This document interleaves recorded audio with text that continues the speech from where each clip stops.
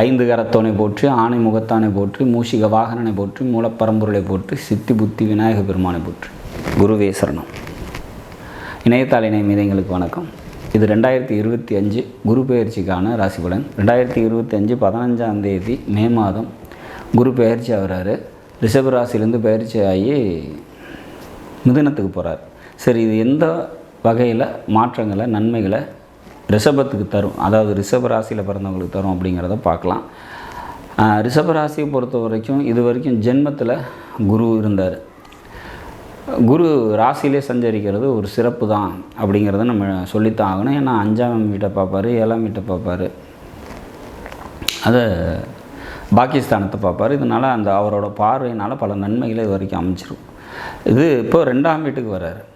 2ஆம் வீட்டுக்கு வந்தால் என்ன மாதிரியான பலன்களை தருவார் அப்படிங்கிறத பார்க்கலாம். 2ஆம் வீட்டில் இருக்கும்போது 6ஆம் வீட்டை தன்னோட 5ஆம் பார்வையை பார்ப்பார். அப்போ தாய் வழி சொந்தத்தால் நன்மைகள் ஏற்படும்.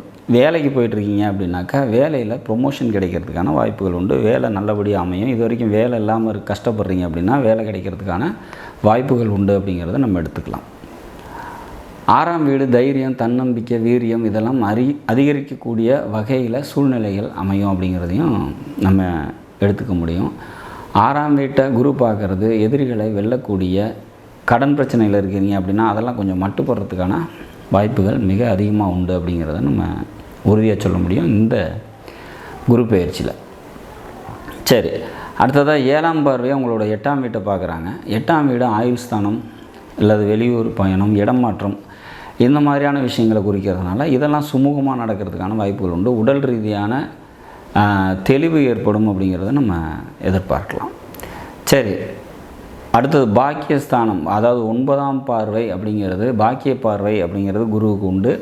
அந்த பாக்கிய பார்வைங்கிறது உங்களோட தசம கேந்திரத்துக்கு, அதாவது ரிஷபத்துக்கு 10ஆம் வீட்டுக்கு விழுது.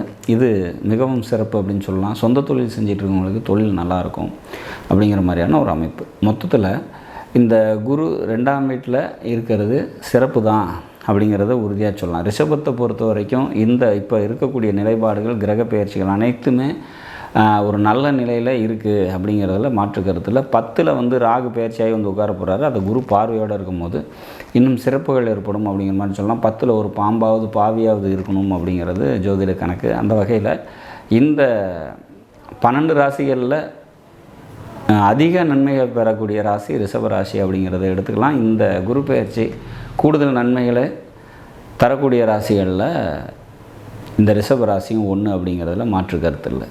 நாடும் நாட்டு மக்களும் நலமுடன் வாழ நவகிரகங்களை வேண்டி அமைகிறேன். நன்றி, வணக்கம்.